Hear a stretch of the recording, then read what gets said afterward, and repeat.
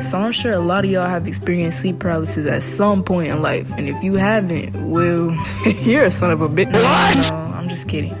I'm not jealous or nothing like that. She capping. But I remember seeing people who, you know, like post about having sleep paralysis and like their experiences and just being like, yo, I would low-key hate to be in your position, bro. Ain't no way you got a stretched out, slimy blood. Oh, what is that? You just gotta sit there and lay there and take it like a good boy. What the freak do you mean? You saw the Muppets with human eyeballs just at the edge of your bed staring at you and you can't do nothing. Like, yeah, nah, bro. Sounds like hell to me. I'm cool off that. But I was low-key always kind of curious about it. Like, I don't know. I just wanted to see what these people were seeing and talking about. But at the same time, I don't really want to see Kids, close your eyes, kids. Of my bed, Kids. having hot, steamy. My experience actually showed me that sleep paralysis can be literally anything. Let me explain what I mean, because you're probably looking at your screen like I left with Globo Child. Nah, you real stink. You real stink, bro. So of course I wouldn't know, like, just off the bat that I'm going through sleep paralysis, because it's my first time and it looked like I'm just having a bad dream, but the setting is in my room. But it was weird because I don't think I ever had like a dream like that before. But in it, I was just laying in my bed and I had this body pillow that I used to sleep next to every night. It just stayed on my bed. And on that body pillow was an extremely unsightly smorgasbord of fly fetuses or maggots, whatever. So as I'm laying next to this monstrosity on my freaking bed, right, I'm obviously gonna try to get away from the pillow because it's maggots. There's maggots on it, bruv. Maggots, bruv. So I'm kind of just like feeling myself wanting to like squirm away from it, right? You know, like my brain just kind of like, yo, we gotta go. But there's one problem. Can you guess what it is? Can you? I'll give you a minute.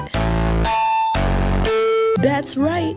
My body couldn't move. And the crazy thing about it is that my mom actually told me that, the next morning after all this bullcrap happened, that she basically heard me in my room screaming like a freaking idiot. A straight buffoon. She probably truly considered getting me evaluated if she didn't before she did at that time. But I don't actually know if the reason I screamed was because of the actual sleep paralysis or the nightmare that I had about a snake like being in my house that same night. I will never know. I've had like 5 other experiences too though, big bro. That ain't all.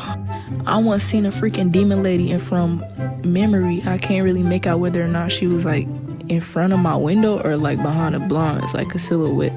But it was a black figure demon woman. She was just floating there for a while by the window, and then she jumped at me. And I didn't know flying on my bed like somebody put some freaking Phineas and Ferb technology in my mattress. I was kind of like, yeah, nah, that's enough of being in here today. I left.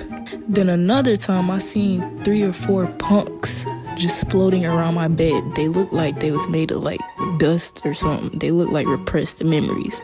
Their bodies were like granular, and 2 of them were near the foot of my bed. One of them was walking in front of my TV kinda, and of course that junk was on Roku City. And one of them was right next to me, like all up in my junk, like, move, brother, move.